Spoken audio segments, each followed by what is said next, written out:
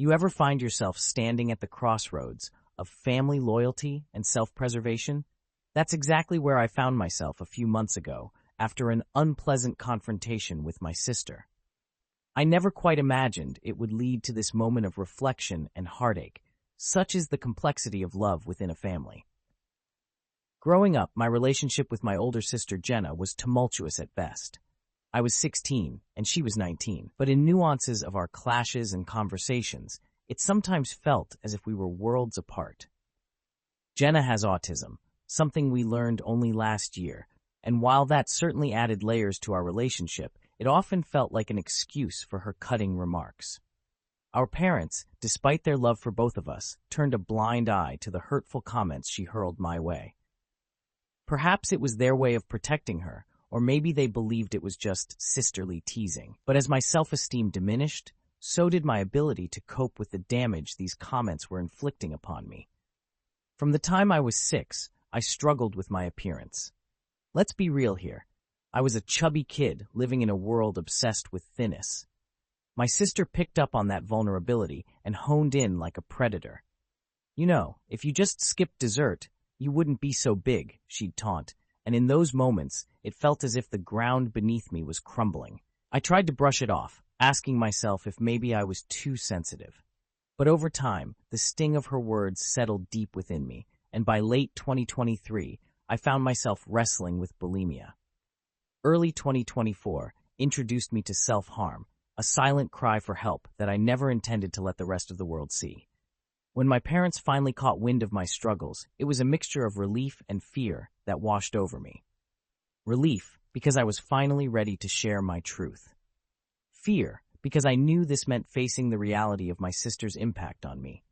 I had the courage to tell them everything. How her relentless torment was more than just banter. It had thrown my life into a tailspin. After a harrowing family discussion, Jenna apologized. She promised she would try to be kinder, and foolishly, I believed her. The emotional scars hadn't healed entirely, but I viewed this apology as a fresh start. Fast forward to January of this year, and hope was rapidly evaporating. Jenna returned to her old ways as if the promise had been forgotten. Instead of taking a break, she started focusing on my weight and how I ate. "Do you really need that second slice?" she'd say. Or, "Maybe you should check the calories on that." It felt like someone was tightening their grip around my throat every time she spoke. I mustered the strength to confront her. "Jenna, I really need you to stop. It hurts me when you say things like that." I was met with a blank stare, merged with an almost robotic expression that broke my heart. "I can't help it. It's my condition. I don't always understand what's appropriate," she replied, dismissing my pain yet again. I've spent countless sleepless nights wondering whether I was being harsh, whether I needed to just accept her situation. After all, how could I hold her accountable for something beyond her control?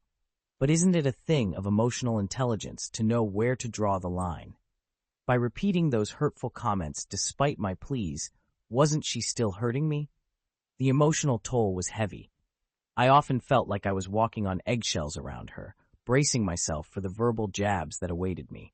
Despite loving her as my sister, I couldn't shake the need to protect myself, to prioritize my own mental health over family dynamics that often felt like a no-win situation.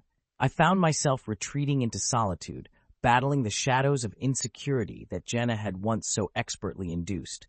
The moment came when she asked for my forgiveness again. "I'm sorry for saying those things. I didn't mean to hurt you," she said earnestly one evening. But instead of bringing warmth to my heart, her words sparked a fierce wave of frustration within me. "Jenna," I said, utterly exasperated, "I don't think you really understand what you're apologizing for." And that's where I stand now, at this painful crossroads. Do I accept her apology once more, or do I hold firm in my belief that I must protect myself, even from my own sister? I know extending grace is important, especially when you love someone, but am I wrong for drawing a line? So as I share this with you, I ask, what would you have done in my shoes? How would you navigate the complexity of familial love that walks hand in hand with emotional pain? Am I the antagonist for wanting to set boundaries, or is it perfectly reasonable to prioritize my mental health above maintaining peace with Jenna? I'd love to hear your thoughts on this tangled family scenario.